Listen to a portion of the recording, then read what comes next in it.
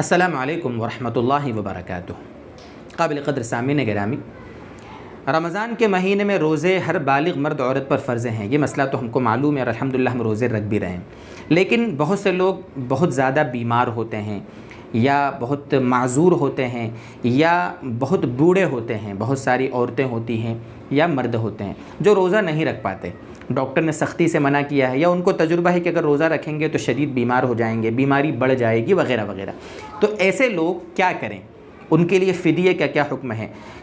کیا وہ ایسا کام کریں کہ اللہ کی بارگاہ میں ان کے روزے معاف ہو جائیں اور اللہ تبارک و تعالی روزے نہ رکھنے کا ان کو گناہ نہ دیں؟ اس بارے میں بہت سے لوگ مسائل پوچھتے ہیں، تو آج انشاءاللہ 2-3 باتیں اس کے بارے میں آپ کے سامنے ہم کلیئر کرتے ہیں، جس سے اس کے کچھ مسائل آپ کے سامنے آ جائیں گے۔ مزید اگر کچھ رہ جاوے کوئی بات تو آپ کمنٹ کریں، ہم کوشش کریں گے کہ آپ کے سوال کا کمنٹ کا ہم جواب دیں، اور اگر کوئی زیادہ ضروری ایسی بات ہوگی تو ہو سکتا ہے اس پر ہم کلپ بھی بنا دیں۔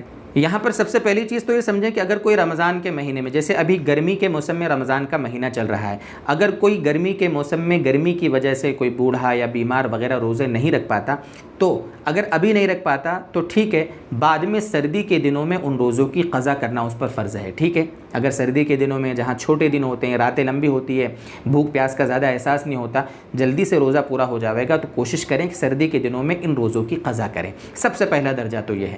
اگر سردی کے دنوں میں رکھ سکتے ہیں، ابھی نہیں رکھ سکتے، تو سردی کے دنوں میں رکھنا ضروری ہے۔ یہ سوچ کر کہ میں تو روزہ رکھ نہیں پاتا اور چلو میں فدیہ دے دوں، اس کا کچھ کفارہ دے دوں، کچھ غریب کو دے دوں تو میرا کام ہو جائے گا، نہیں ہوگا۔ علماء نے لکھا ہے باقاعدہ کہ آپ کوشش کریں کہ یہی روزے بعد میں رکھیں، اور اگر ایسی بیماری ہے یا اتنا سخت بڑھاپا ہے کہ سردی کے دنوں میں بھی روزے نہیں رکھ سکیں گے، اگر ایسا ہے تو اب یہ دیکھا جاوے گا کہ کیا یہ بیماری مسلسل ایسی ہے کہ اب سدھرنے کا چانس نہیں ہے، چونکہ جو انتہائی بوڑھا ہوتا ہے اب ظاہر سی بات ہے وہ تو جوان ہو نہیں سکتا، تو ایسے لوگ ہیں جن کی یہ بیماری یا جن کا یہ عذر موت تک جائے گا، تو اب علماء نے کہا ہے کہ ٹھیک ہے وہ روزہ نہ رکھیں اور فدیہ دے دیں۔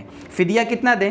تو فدیہ اتنا آئے گا جتنا ایک فطرہ ہوتا ہے۔ فطرہ جو ہم دیتے ہیں نا، فطرہ میں جیسے عام طور پر فطرہ گیہوں کا جو عام طور پر دیتے ہیں 1.25 کلو، ایسا سمجھ لے 2 کلو گیہوں، 2 کلو گیہوں ایک روزے کے بدلے میں فدیہ ہے۔ یا تو آپ گیہوں دے دیں، یا یہ کہ آپ 2 کلو گیہوں کی قیمت دے دیں، یا یہ کہ ایک غریب کو 2 وقت کا کھانا پیٹ بھر کر کھلا دیں، یہ ایک روزے کا فدیہ ہے۔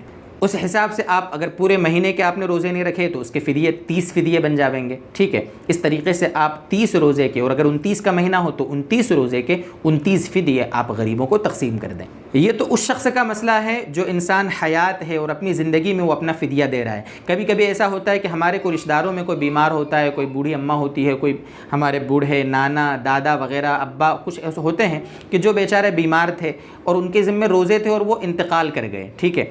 تو ایسے جو بیمار لوگ ہیں نا، تو انہیں چاہیے کہ وہ اپنے مطلب وارثوں کے لیے وصیت کر جائیں کہ بھئی اپنے وارثوں کے سامنے بول دیں کہ میری تم میراث بانٹو گے نا، تو میراث بانٹنے سے پہلے تم پہلے میرا فدیہ دے دینا، میرے ذمہ جو نمازیں ہیں، جو روزے ہیں وغیرہ وغیرہ، ان کا فدیہ دے دینا۔ آپ علماء سے بیٹھ کر اس کے مسائل پوچھ لینا اطمینان سے کہ نمازوں کے فدیے کا کیا کرنا ہے، روزے کے فدیے کا کیا کرنا ہے۔ اور اگر مرنے والا جو بھی تھا، اگر وہ وصیت کر کے نہیں گیا ہے، وصیت کرنا ضروری تھا لیکن وصیت کر کے نہیں گیا، اور جو وارث لوگ ہیں جو بھی ہیں، بیٹا ہے، بھتیجا ہے وغیرہ وغیرہ، وہ یہ چاہتے ہیں کہ بھئی ہمارے ابا کے ذمہ جو کچھ نمازیں فدیہ وغیرہ تھا وہ ہم ادا کر دیں، تو ان وارثوں پر اگر باپ وصیت کر کے نہیں گیا ہے، جو موریث ہے، جو مرنے والا ہے وصیت کر کے نہیں گیا ہے، تو ان وارثوں پر فدیہ دینا یہ ضروری واجب نہیں ہے۔ ہاں دے دیں گے تو یہ وارثوں کا احسان ہوگا اس مرنے والے پر۔ کیا کریں کہ میراث بانٹنے سے پہلے دیکھ لیں، اندازہ کر لیں کہ بھئی کتنا فدیہ ہے، کتنی نمازیں ہوں گی، کتنے روزے ہوں گے، ان کے حساب سے وہ فدیہ غریبوں کو دے دیں، یا جو مدارس ہوتے ہیں وہاں پر دے دیں۔ اس طریقے سے بہرحال فدیہ ادا ہو جائے گا۔ اس سے آپ کو یہ مسئلہ تو سمجھ میں آ گیا کہ فدیہ کا درجہ انتہائی مجبوری کا مسئلہ ہے۔ بہت سارے لوگ ہوتے یہ ہیں کہ روزہ رکھ سکتے ہیں عام دنوں میں، بعد میں سردی کے موسم میں وغیرہ وغیرہ، پھر بھی وہ فدیہ دے کر جان چھڑا لیتے ہیں۔ اس کو اچھے سے سمجھ لیں کہ فدیہ کا درجہ بالکل آخری درجہ ہے۔ اللہ تبارک و تعالیٰ یہ باتیں ہمیں سمجھا دے، عمل کی توفیق عطا فرما دے۔